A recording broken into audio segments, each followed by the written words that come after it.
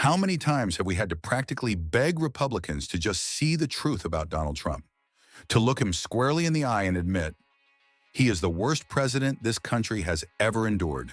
The cruelty, the emptiness where empathy should live, the rot.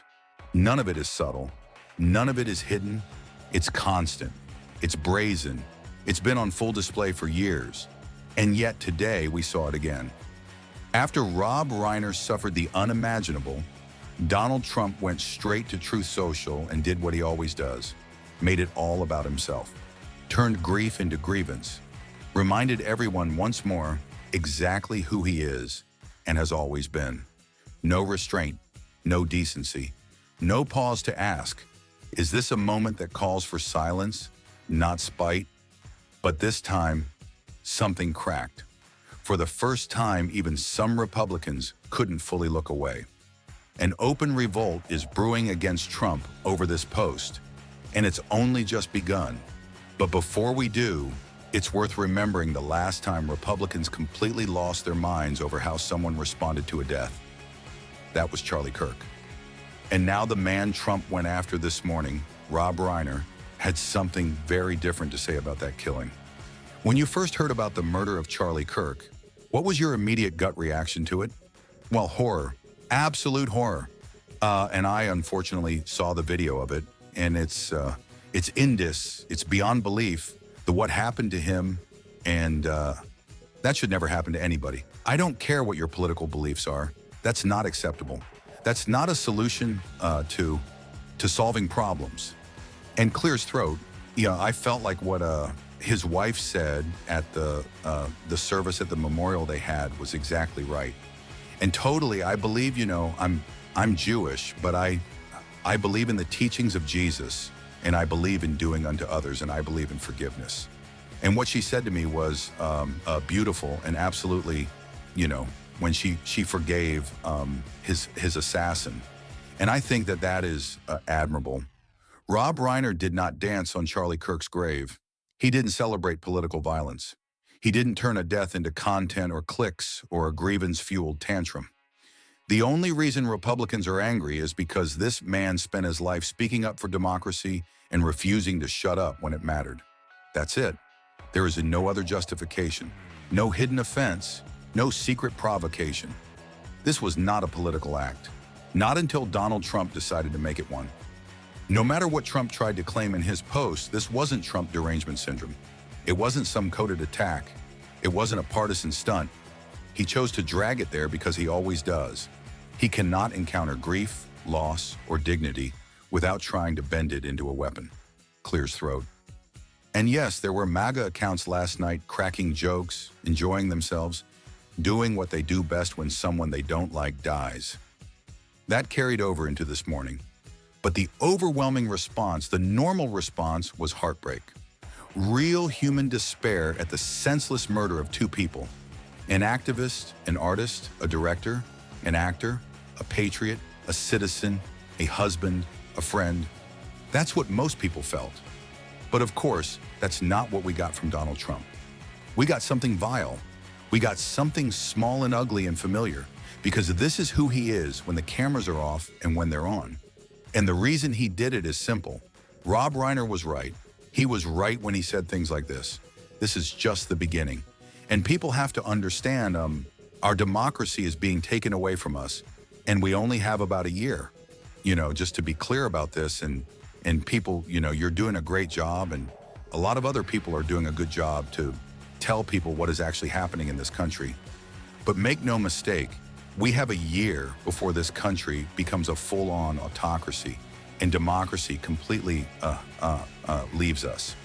And we're looking at the election in 2026, and Donald Trump knows that in a free and fair election, he will lose. He will lose the House. The House will flip and will become into Democratic hands. There will be committee chairs that'll be able to hold hearings, and this is the last thing he wants. So this little, these ICE agents and the National Guard, and now he's called the military in from all over the world to talk to them about, don't be surprised when polling booths are surrounded by American military in the guts of making sure that the elections are fair. This was just a man telling the truth that Donald Trump is a disease in our culture right now. Not a symptom, not a sideshow, a disease. And not just because of who he is personally, but because of what he's normalized, what he's unleashed, what he's taught people they can say and do without shame. He created a climate where cruelty is currency, where outrage is rewarded, where political violence is winked at, excused, rationalized, where the ugliest instincts are no longer pushed to the margins, but pulled to the center and applauded. That's the environment Trump built brick by brick, post by post, rally by rally, and that's why he felt so comfortable firing off that post this morning. No hesitation, no restraint, no second thought. This is the world he believes he owns. I'm not going to read this whole post because it's just so disgusting. But as we know this morning, Donald Trump took to Truth Social and said that Rob Reiner and his wife lost their lives due to the anger he caused others through his massive, unyielding, and incurable affliction with a mind-crippling disease known as Trump derangement syndrome. In response to that, Congressman and Republican Don Bacon slammed Trump, saying, "I'd expect to hear something like this from a drunk guy at a bar, not the President of the United States. Can the president be presidential?" This is the same Don Bacon who has been waning resignation over Trump's collusion with Russia and the disgusting face-fake peace plan he got from Putin and put out. Marjorie Taylor Greene also spoke out against Donald Trump, writing, "Rob Reiner and his wife were tragically killed at the hands of their own son, who reportedly had drug addiction and other issues, and their remaining children are left in serious mourning and heartbreak. This is a family tragedy, not about politics or political enemies. Many families deal with a family member with drug addiction and mental health issues. It is incredibly difficult and should be met with empathy, especially when it ends in murder. You're also seeing Trump allies like Piers Morgan suddenly find religion, calling this attack what it is: senseless, useless, gross. And honestly, that part is almost as irritating as Trump's post itself. Because when Piers Morgan says, "I can't believe this. Why would Trump say this?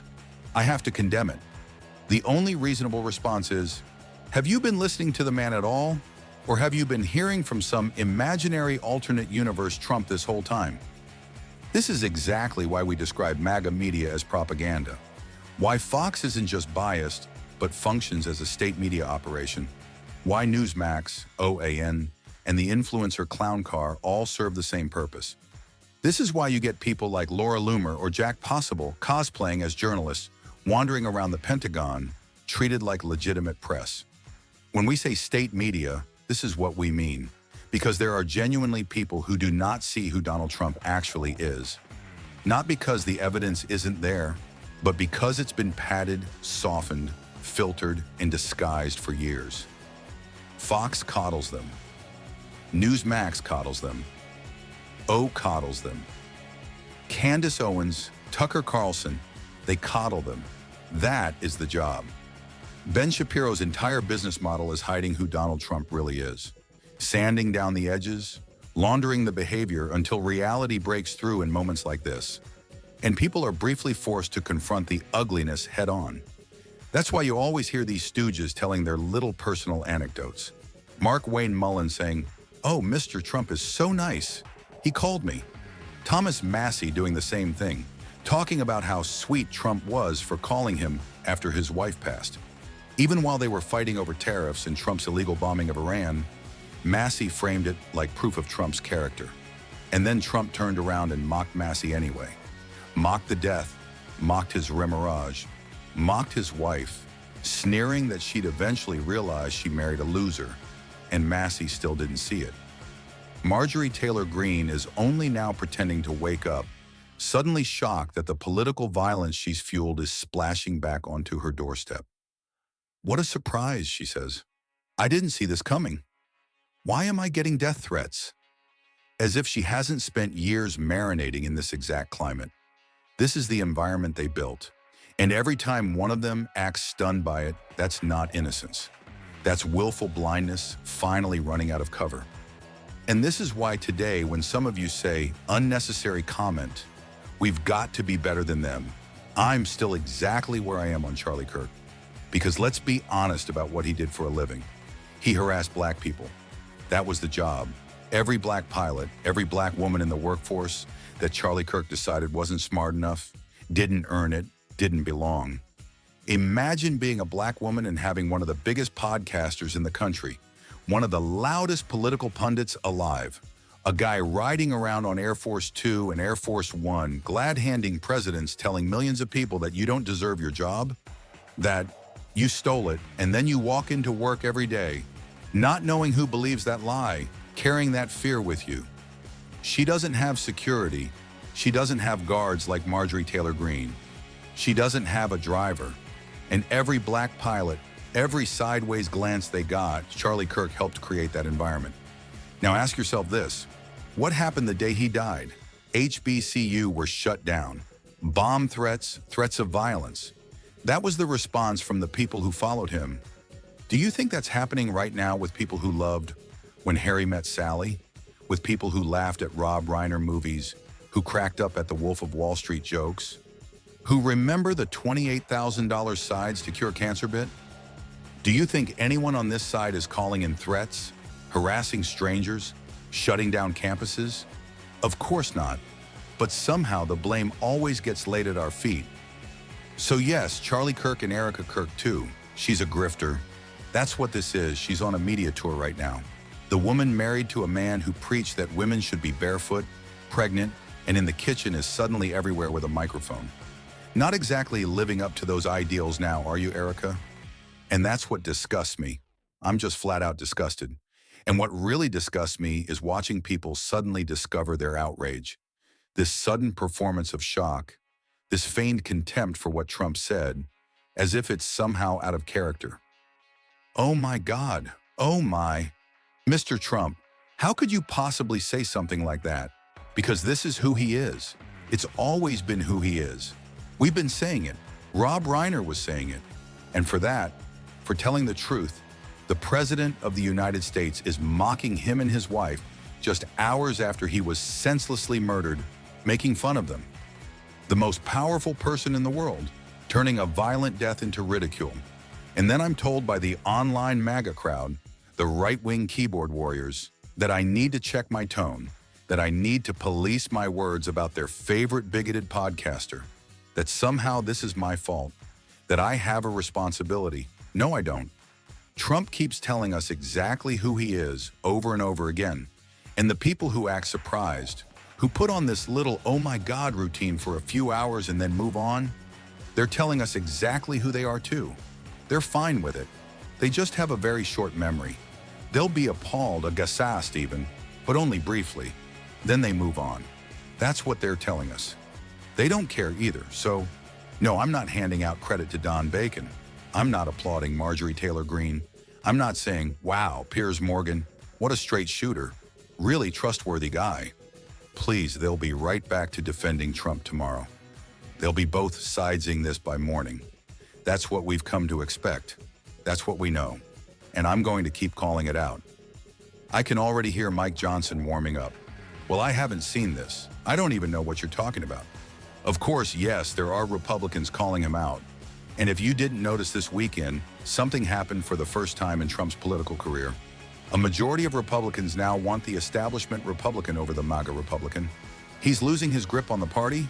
He's continuing to lose it, and he should, and we're going to keep calling all of it out. If you want to support that, as always, you can hit that subscribe button, leave a like on this video. If you stuck around to the end, drop a blue heart in the comments. Keep on fighting, y'all. Don't let them silence you.